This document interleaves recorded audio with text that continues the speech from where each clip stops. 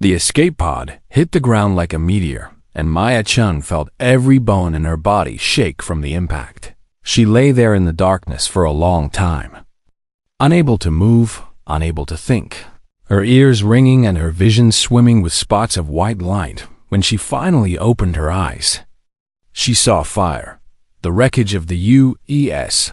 Perseverance was scattered across the alien landscape like broken toys thrown by an angry child.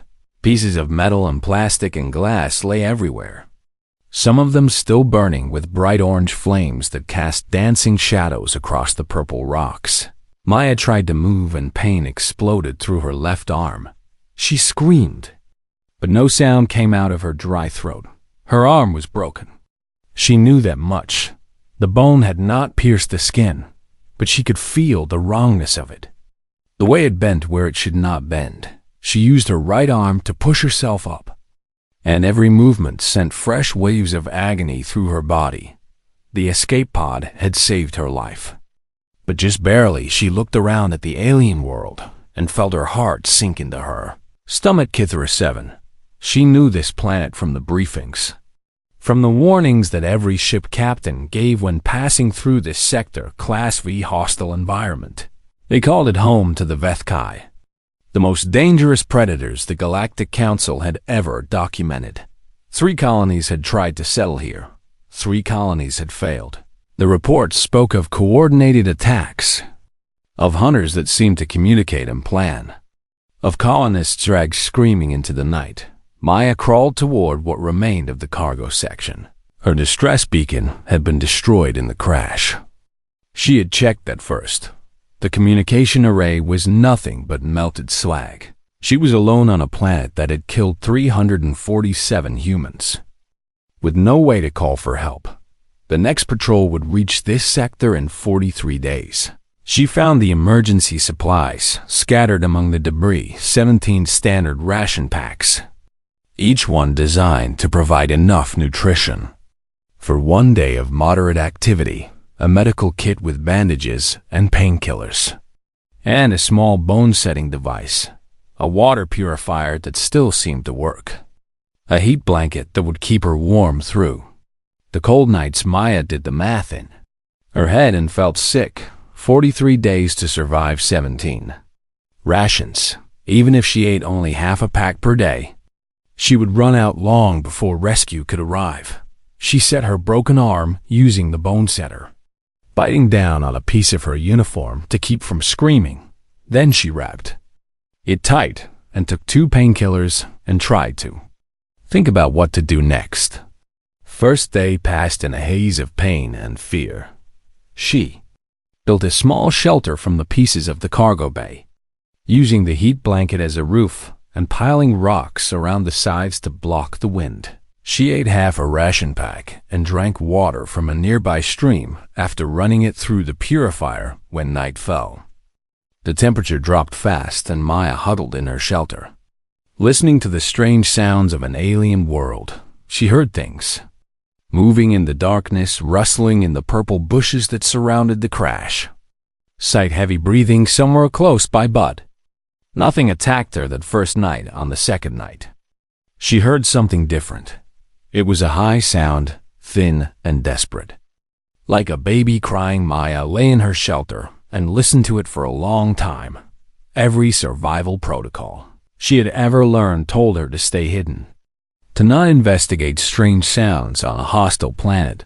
But the crying did not stop. It went on and on, rising and falling, filled with fear and hunger and loneliness. Maya thought about her own situation, about how scared she was, about how much she wanted someone to come and help her before she knew what she was doing. She was crawling out of her shelter. She followed the sound through the darkness, using a small light from the medical kit to see where she was going. The crying led her to a shallow cave at the base of a rocky hill. Maya stopped at the entrance and shined her light inside. 3 small creatures huddled together at the back of the cave. They were covered in silver-black fur that seemed to shimmer in the light. Their eyes were large and pale, not yet fully developed. They had small pointed ears and tiny claws and tails that wrapped around each other for warmth. Vethkai cubs. Maya felt her blood turn cold. These were the babies of the creatures that had killed hundreds of humans. These were the offspring of the deadliest predators in the known galaxy. Then she saw the mother, the adult Vethkai, lay at the entrance of the cave. Her body cold and still, deep wounds covered her sides and throat. Wounds that Maya recognized from the xenobiology reports as territorial damage. Another Vethkai had killed her, probably fighting over hunting grounds or mating rights. The cubs had been alone for at least a day, maybe longer. They were starving. Maya knelt there in the darkness and looked at the small creatures. They looked back at her with their pale eyes. Too weak to even be afraid, she knew what the smart thing to do was. She should walk away and let nature take its course. These creatures would grow up to be killers, just like their kind had always been. Saving them would accomplish nothing except wasting resources. She desperately needed. Maya reached into her pack and pulled out a ration bar. The cubs watched her with desperate hope as she broke the bar into small pieces. She held out her hand, and the smallest cub crawled forward on shaking legs. It sniffed her fingers once, twice, then took the food from her palm with surprising gentleness. The other two followed, and soon all three were eating from her hand, their small bodies pressed against her knees for warmth. Maya had 43 days to survive, and 17 rations that were not enough regardless of what she did. She made her choice. She would not let these babies die alone in the dark. She picked up the smallest cub and held it against her chest. Feeling its tiny heart beating fast, the other two pressed close to her. Seeking the warmth of her body, Maya carried them back to her shelter, one by one, and made a nest for them from pieces of her uniform that night. For the first time since the crash, she did not feel completely alone. She named them before she fell asleep.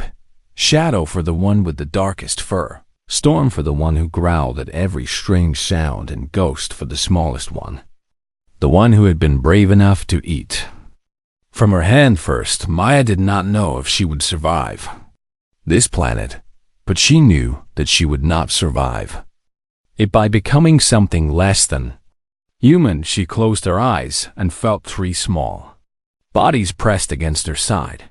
Whatever happened next, she had made the right choice. The days fell into a rhythm that Maya had not expected.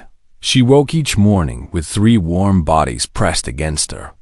Their breath soft and slow in the early light. Shadow always slept closest to the entrance of the shelter, as if he was already trying to protect the others.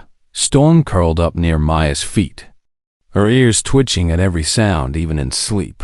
Ghost stayed pressed against Maya's side, his small head resting on her arm. Maya had figured out a system for feeding them. The ration bars were too dense for their young stomachs, so she mixed them with water to create a thin paste that they could lap up easily. She gave them 2/3 of each bar and kept 1/3 for herself. It was not enough for any of them, but it kept them all alive. Her own body was changing. She could feel it happening day by day. Her uniform hung loose on her frame now.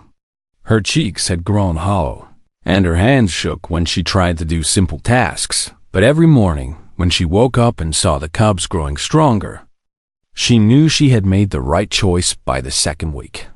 Their eyes had changed. The pale milky color had darkened into a rich amber. Bright and intelligent and full of curiosity, they watched everything Maya did with intense focus, learning from her movements and her habits. When she walked to the stream to get water, they followed in a line behind her. When she gathered edible plants from the purple bushes, they sniffed each one before she picked it. When she sat down to rest, because her legs were too weak to carry her any further, they sat down beside her and waited. Storm was the first one to bring her a gift. It was a small creature that looked like a cross between a lizard and a mouse. Its body still warm, but its neck clearly broken. Storm dropped it at Maya's feet and looked up at her with proud amber eyes. Maya had not eaten meat. Since the crash, she had not had the energy or the tools to hunt anything. She looked at the small creature and felt her stomach twist with hunger. Then she looked at Storm and felt something else entirely. The cub was trying to take care of her. Maya cooked the creature over a small fire and shared it with all 3 cubs. It was not much, but it was the best meal she had eaten in 2 weeks. After that, the hunting began in earnest. Shadow brought her birds with bright blue feathers. Storm brought her more of the lizard mice ghost. The smallest and the weakest brought her insects and grubs that he dug up from under rocks. None of it was enough, but all of it helped Maya realize that she was not just feeding them anymore. They were feeding her too. A strange bargain had formed between them, a bond that went beyond simple survival. She was their mother now, the only source of warmth and safety they had ever known since their real mother died, and they were her family. The only reason she had to keep waking up each morning on day 23. Maya got sick. The wound on her arm had become infected despite her best efforts to keep it clean. Her skin turned hot and her vision blurred, and she could not stand up without falling.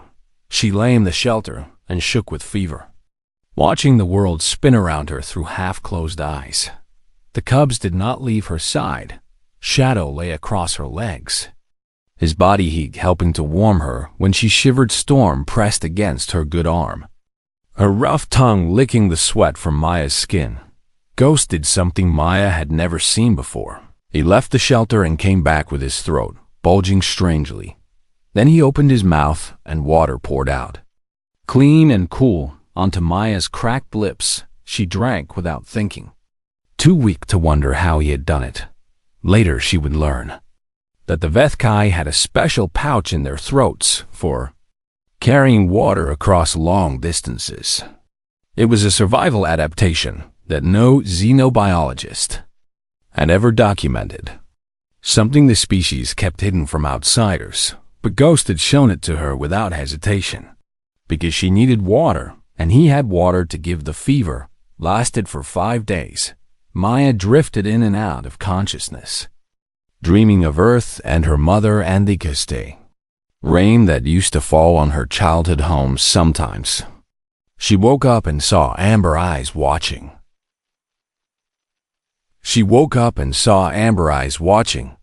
Her in the darkness. Sometimes she felt rough tongues cleaning her wounds. Sometimes she heard a low rumbling sound that matched the beating of her own heart on the 6th day. The fever broke. Maya opened her eyes and saw sunlight streaming through the gaps in her shelter. She was weak, so weak that lifting her hand felt like lifting a mountain. But she was alive. The cubs had kept her alive.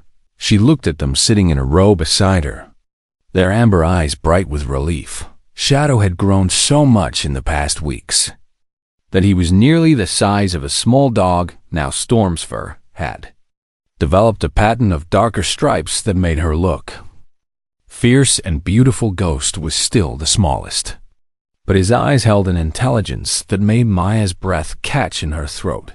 They were not just animals. She had known this from the reports, from the warnings about Vethkai intelligence. But now she understood it in her bones. These creatures could think and feel, and remember. They could love, and they loved. Her Maya reached out with a shaking hand and touched Shadow's head. He pressed into her palm, and the rumbling sound started again, spreading from him to Storm to Ghost until the whole shelter vibrated with it. They were purring for her on day 31. Maya ate her last ration. She divided it into 4 equal parts and shared it with the cubs like she had shared everything else. That night she lay awake and wondered how much longer she could survive. The fever had taken so much out of her. She had no strength left for hunting, and the cubs were still too young to catch enough food for all of them. On day 32, she woke to find something waiting outside her shelter. It was a kill, a large creature with 6 legs and thick fur. Freshly dead, its throat torn out by powerful jaws. Maya stared at it for a long time. Then she looked at the cubs, who sat in a perfect row beside the body. Their amber eyes held no expression that she could read. But something in the way they watched her made Maya understand. They had not killed this creature. They were too young and too small for a hunt like this. Someone else had brought it. Someone else was watching. Maya looked out at the purple landscape and felt eyes on her from every direction. She did not know who or what had left this gift, but she knew, with a certainty that went deeper than logic, that she was no longer alone on this planet. The cubs pressed against her legs as she began to prepare to meet whatever was coming next. They would face it together. Maya did not remember much of the days that followed. Her body had been pushed too far for too long, and now it was shutting down piece by piece. She remembered eating the meat from the six-legged creature. She remembered feeling warm for the first time in weeks. She remembered the cubs pressed against her on all sides, their purring filling the shelter like a song. Then the darkness took her. She dreamed of strange things. She dreamed of running through a forest of purple trees, her body low to the ground and her senses sharp as knives. She dreamed of hunting with others beside her, moving as one unit, communicating without words.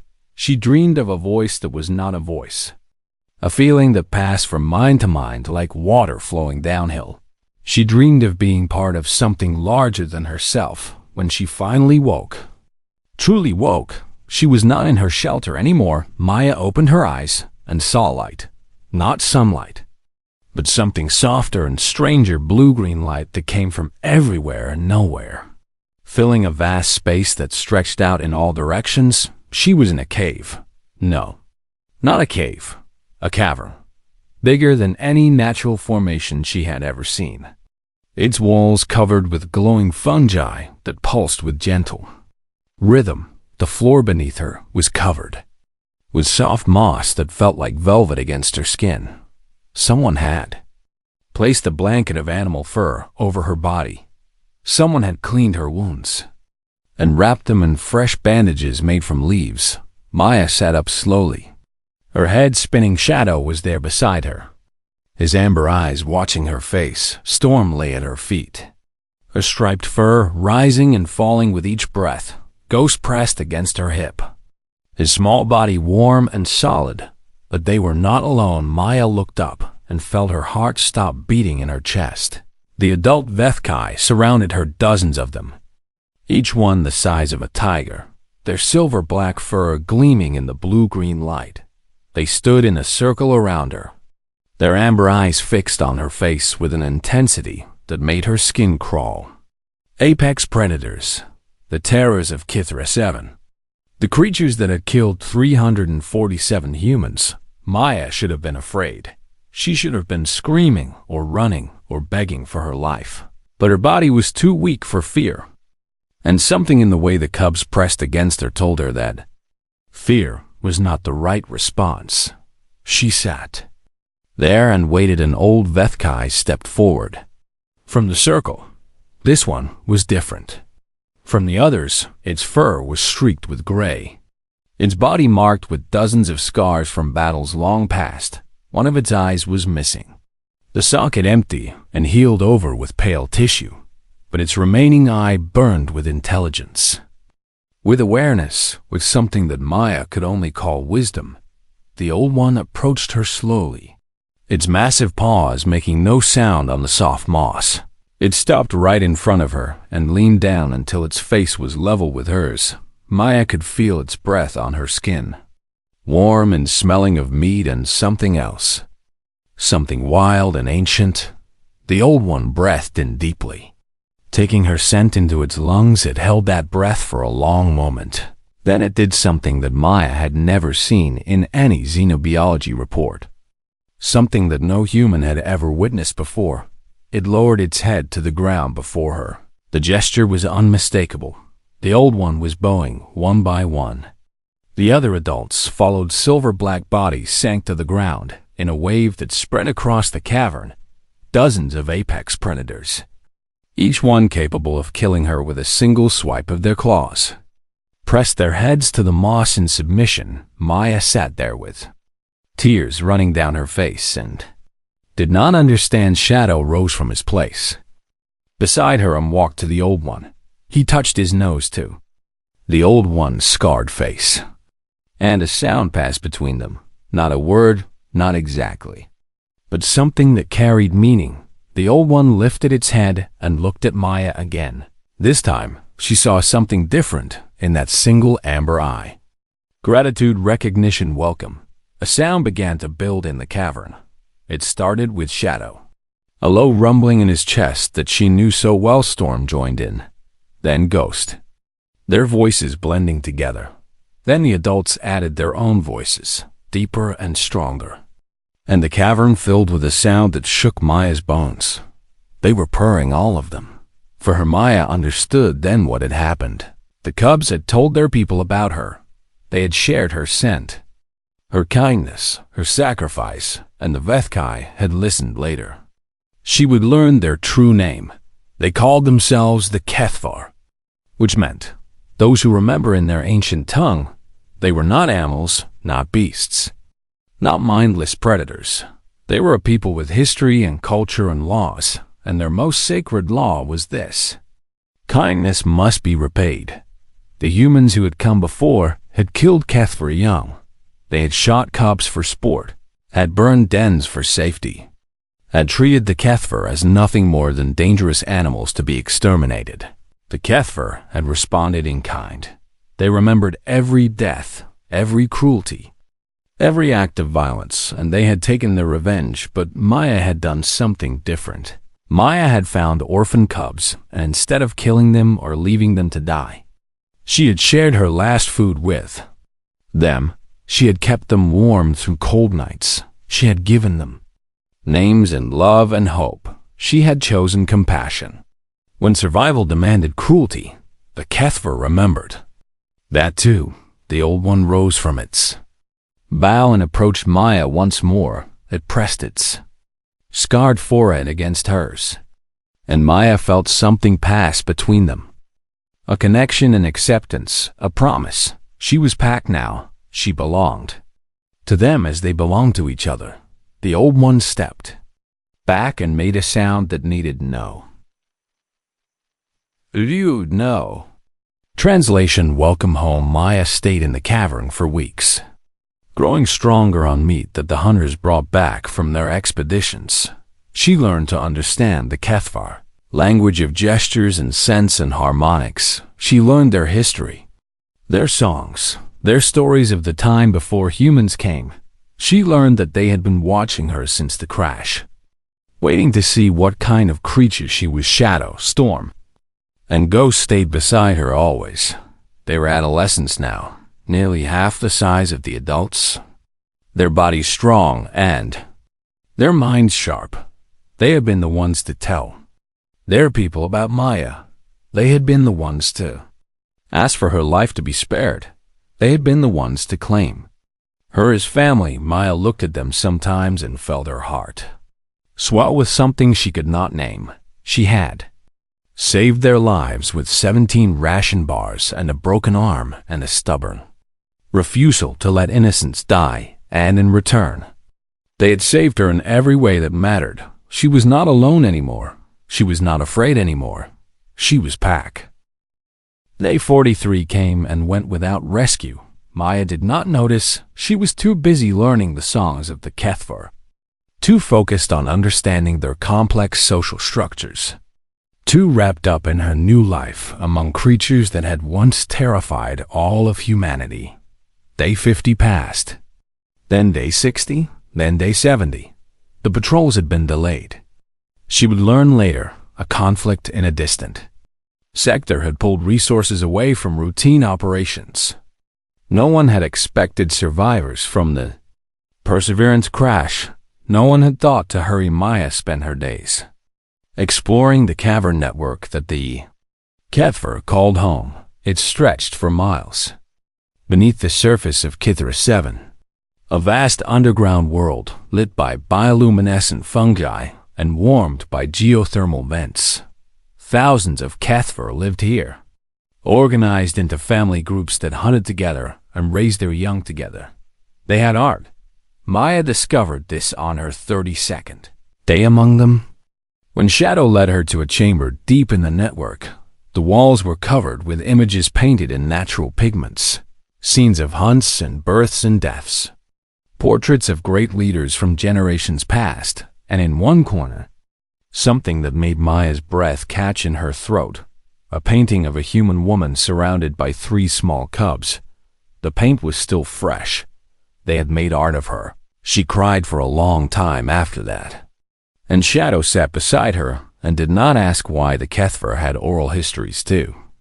Songs that they sang in harmonics so complex that Maya could barely follow them. She learned that they had lived on this world for thousands of years.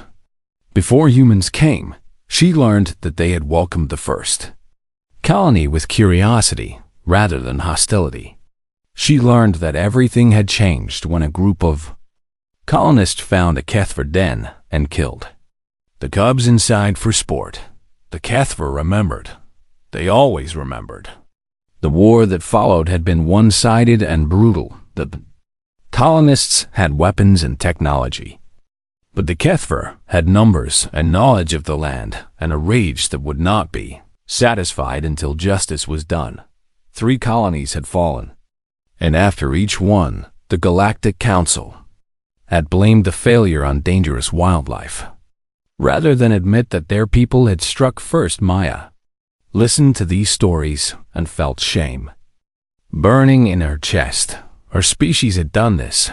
Our people had started a war that they had then pretended was something else entirely on day 97.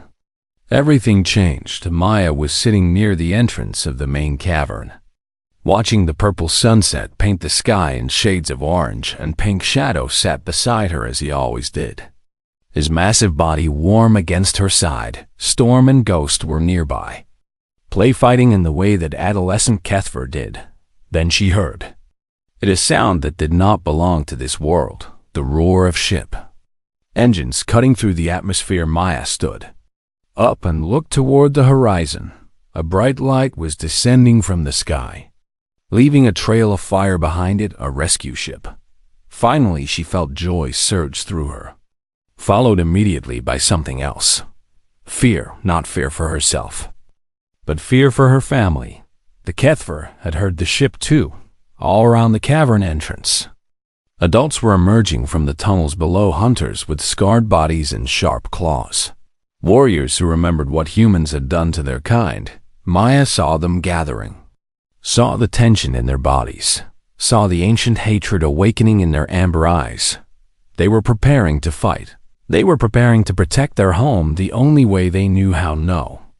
Maya said. Her voice came out rough and strange. She had not spoken her own language in months, had almost forgotten how the words felt in her mouth. No, she said again, louder this time. Shadow looked at her with question in his eyes. They are looking for me, Maya said. I have to go to them. I have to stop this before it starts. She did not wait for a response. She started walking toward the descending ship, her legs still weak but her determination stronger than it had ever been. Shadow moved to follow her, and Storm and Ghost fell into step behind him. Maya stopped and turned to face them. You cannot come with me, she said. They will hurt you. They will see you as enemies. Shadow made a sound low in his throat. It was not agreement. Maya understood then that they would not let her go alone. They had claimed her as pack, and pack did not abandon each other. She took a deep breath and started walking again. 4 figures moved across the purple landscape toward the landing ship. 1 human, 3 HFY. The rescue team saw them coming. Maya could imagine the chaos on their ship right now.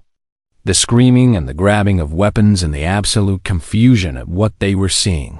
She raised her hands above her head as she walked, the universal gesture of peace. Stay calm, she whispered to herself.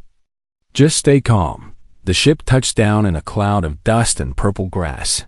Its doors opened and soldiers poured out, their weapons raised and ready. Maya stopped walking when she was 50 meters away. The Kethver stopped with her Lieutenant Chun. A voice called out, "Maya Chun from the Perseverance, that is me." She called back, "Step away from the creatures," the voice ordered. "We will cover you." Maya did not move. "These creatures saved my life," she said. "They are not dangerous unless you make them dangerous." A man emerged from the group of soldiers. He wore the uniform of a squad leader. His face hard and suspicious. "Lieutenant," he said, "we thought the Vethkai had killed you. We thought you were dead. Their name is Kethvar." Maya said, "And they did not kill me. They took me in when I was dying. They fed me and healed me and treated me as family." The squad leader stared at her like she had lost her mind. Maybe she had. Maybe sanity was a small price to pay for what she had learned, "Lieutenant." He said slowly, "These creatures have killed hundreds of humans, and humans have killed hundreds of their young." Maya replied, "Every attack was retaliation. Every death was revenge for a death we caused first." She stepped forward. Her hands still raised. "I need to speak with the colonial authority," she said. "Immediately. Everything we thought we knew about this planet is wrong." The squad leader looked at her for a long moment.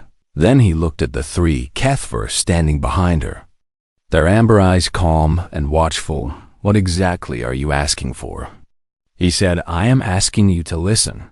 Maya said, "I am asking you to give these people a chance to be heard. I am asking you to consider that maybe we are the monsters in this story." She lowered her hands and stood tall despite her weakness. "I am asking you to be human," she said, "the best kind of human, the kind that chooses compassion over fear." The squad leader was silent for a long time.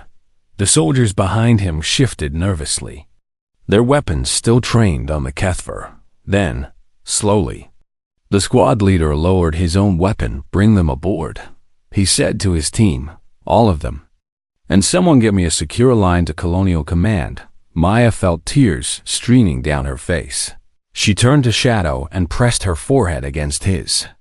The gesture of connection she had learned in the caverns. "Thank you," she whispered. Shadow made a soft sound in his throat. It needed no translation. The four of them walked toward the ship together. And Maya knew that whatever happened next, she had already changed everything.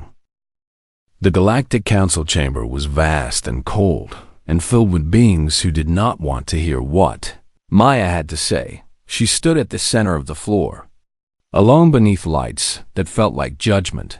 Her body had healed in the months since her rescue, but she was still thin, still marked by scars that would never fully fade. Counselor Vex spoke first. "Lieutenant Chen, you are asking us to cancel a cleansing operation that has been approved by 3 separate committees." Maya met the counselor's eyes without flinching. "I am asking you to not commit genocide against a sentient species," she said. The chamber erupted in noise.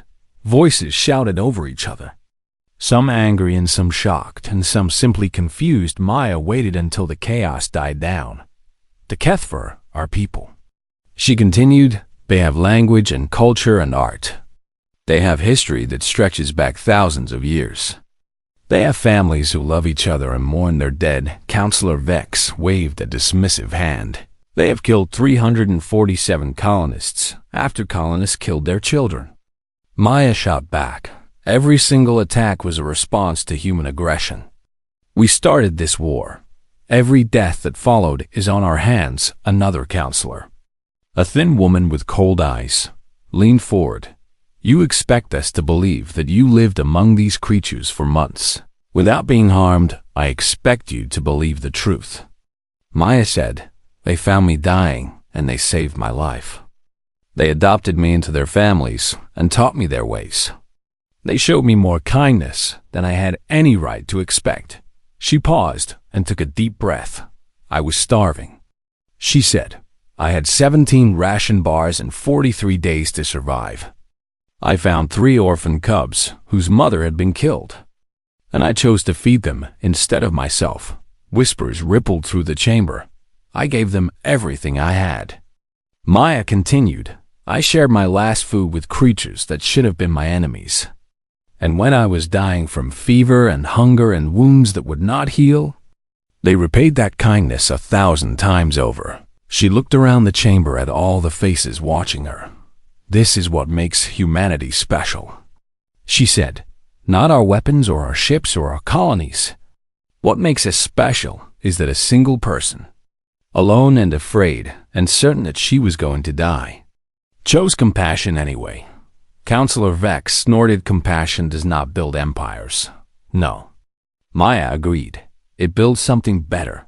She stepped forward, her voice growing stronger. I am not asking you to trust the Kethvar, she said. I am asking you to give them a chance. Send diplomats instead of soldiers. Send researchers who want to learn instead of colonists who want to take. Show them that we can be better than what we have been. The vote took 3 hours. Maya sat in an antechamber with Shadow, Storm, and Ghost while the counselors argued and debated and fought over the future of an entire species. The 3 Kethvar had been allowed to accompany her under heavy guard, a compromise that had taken weeks of negotiation. They sat around her now, their bodies pressed against hers, like they had been since the beginning. Whatever happens, Maya whispered to them. I am glad I found you. Shadow made a soft sound and pressed his head against her shoulder. Storm licked her hand with a rough tongue. Ghost climbed into her lap, despite being far too large for it. And Maya laughed for the first time in days. The door opened, and the squad leader who had rescued her stepped inside. The vote is in, he said. His face was unreadable. Maya stood up, her heart pounding in her chest. Kithara 7 will not be cleansed, he said. The 4th colonial attempt will be reorganized as a joint habitation proposal. Diplomatic teams will be sent to establish contact with the Kethvar leadership. Maya felt her legs go weak. She sat down hard on the bench behind her. And 3 Kethvar crowded around her with worried sounds. You did it, the squad leader said. I do not know how, but you did it. Maya looked at Shadow and Storm and Ghost. We did it, she said. The years that followed were not easy. Building trust between 2 species that had spent decades killing each other required patience and sacrifice and a willingness to forgive that not everyone possessed. But slowly, painfully, things began to change. Human researchers lived among the Kethvar and learned their songs and their stories. Kethvar emissaries visited human cities and shared their knowledge of medicine and ecology. A new generation grew up on Kithara 7. Human and Kethvar children playing together in the purple forests. Maya stayed on the planet she had crashed on, serving as ambassador and translator and bridge between 2 worlds. Shadow and Storm and Ghost remained at her side, growing from adolescents into full adults who were respected leaders among their own people.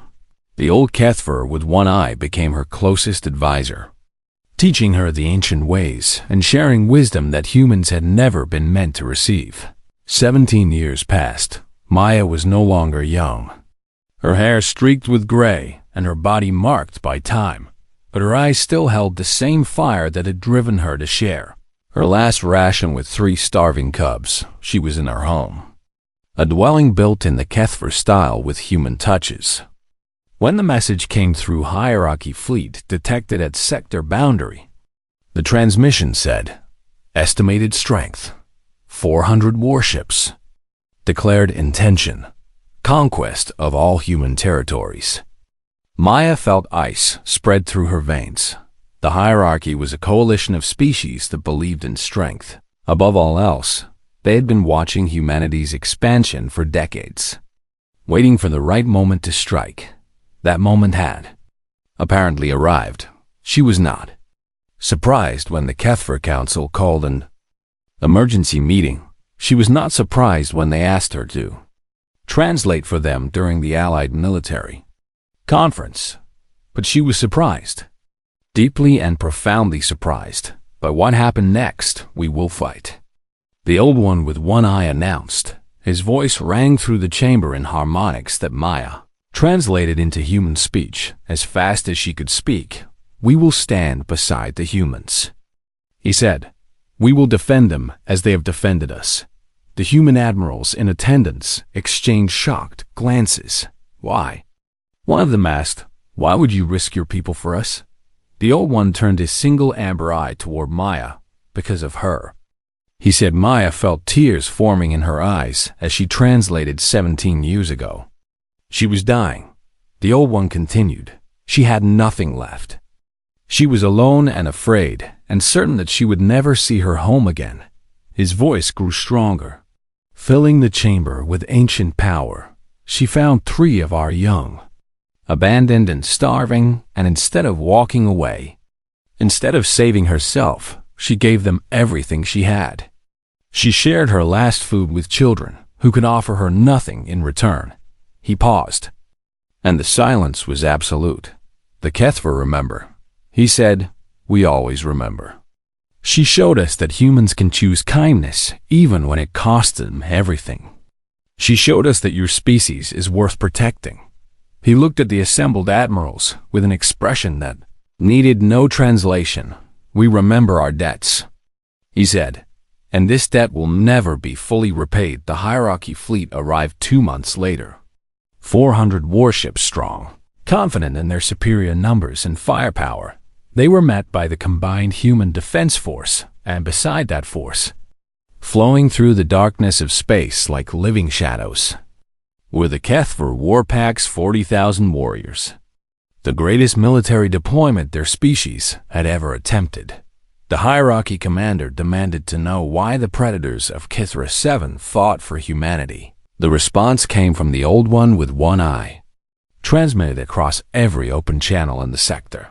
"She was hungry," he said. "She was dying, and still, she fed our young. The KindnHFY remember. The KindnHFY always remember." The battle that followed was short and decisive. The hierarchy had not planned for 2 species fighting as one. They had not planned for warriors who would die to protect allies. They had not planned for a bond forged in kindness and tempered in trust. The hierarchy retreated, their fleet broken and their dreams of conquest shattered. Maya stood on the bridge of the human flagship and watched them go. Shadow stood beside her, his massive body warm against her side. Storm and Ghost flanked them both, their amber eyes bright with victory. "You changed everything," Shadow said in the language of gestures and sounds that Maya knew as well as her own. "No." Maya replied. She thought about 17 ration bars and a broken arm and a choice. "Made in darkness, we changed everything together," she said.